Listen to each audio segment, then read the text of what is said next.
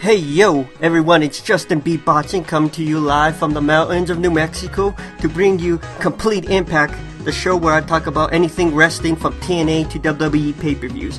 And tonight I'm going to talk about Battleground 2014, aka the filler pay-per-view before SummerSlam. Alrighty, we'll start off with this pay-per-view with the Preshow, which were two horrible freaking matches. One of them was Adam Rose versus Fandango in a squash match. Adam Rose won, of course. You know, battle the who has the worst gimmick. The next was Naomi and Cameron. Cameron is on the level of Eva Marie when it comes to how awful she is in the ring. And this match was painful. Jesus Christ, this was hurtful. Cameron won with the schoolgirl, and I'm like, thank you, it's over. Thank you. First match of the night is 2 out of 3 for the Tag Team Championships. It's the Usos versus the Wyatt family, which was match of the night. The Wyatts and Usos are really good when they work together, and this match was no exception. The first victory went to Harper. Second went to the Usos by roll-up. Third went with double splash. That's all I'm spoiling. Spoiler probably the important part's the ending. Oops. Check out this match. Really good. You will not regret it. Next match of the night was supposed to be Seth Rollins versus Dean Ambrose. Problem is that Dean got in a fight with Seth and got thrown out of the building. So through the whole night, it's pretty much Dean Ambrose coming in and beating up Seth Rollins any chance he got. Just anytime Seth Rollins was on screen, boom, there's Dean Ambrose jumping him and that. It was kind of a highlight of the night, but I would have loved the match. It would have been really good, I think. Those two guys just hate each other. Their match is going to be really, really good.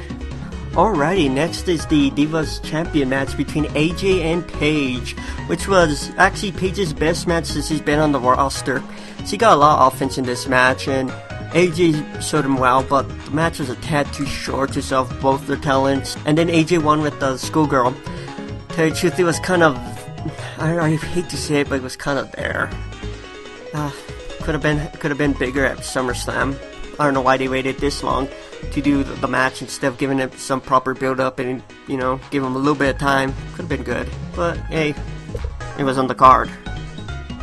Next match of the night is between Rusev and Swagger, and with Lana and Rusev, they still going with the whole Putin thing at 100 miles per hour, so I thought they might change it up or forget about it, but they're still going with the storyline. This match was pretty much filler. This match was just to build up for the next match at SummerSlam. Swagger got counted out, Rusev won by countout. That's all that happened. That's all you need to know that's happened. Next match is Bray versus Jericho, the match I want to see besides Seth Rollins versus Dean Ambrose. And this match was not as good as their NXT match, but it was an entertaining match. It wasn't good, but it wasn't bad. I had some fun watching it. Bray's entertaining.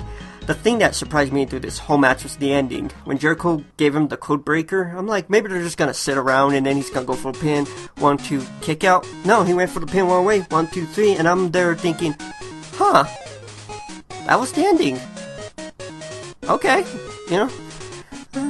Next up is the Battle Royale for the IC Championship.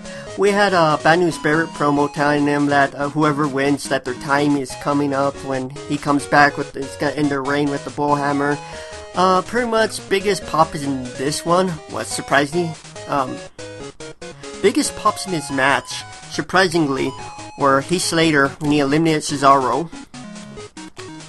Dolph Ziggler was getting massive pops. When he eliminated Sheamus, he got like a big pop, and then when Miz threw him out, dead silence. Nothing. Not even the crickets were cheering, just pure silence. No one gave 2 flying fucks that Miz had won.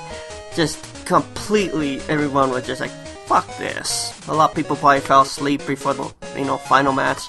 I wouldn't blame him.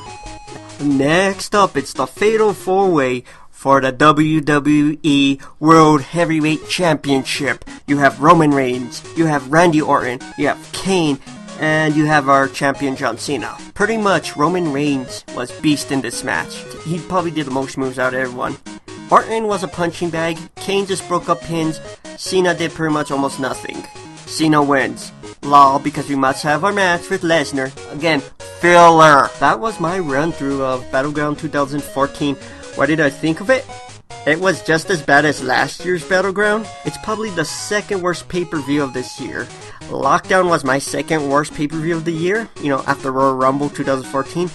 But I was looking and comparing to this one. At least Lockdown 2014 had 3 good matches out of like the 9 they had. This one had like 1.5 altogether, maybe 2.5. So we could have these matches again at SummerSlam, but better. This is just the horrible first movie, so you can have a really good sequel. This pay-per-view doesn't matter. It never did matter. It's crappy filler. It's the worst kind of. Alrighty, that was my little podcast on this pay-per-view. I'll be all seeing you guys on the next pay-per-view and the next, probably on the next TNA New York tapings. I do want to talk about that. I'll see you next time, everyone. Have a good night, or good day whenever you're watching this, and later.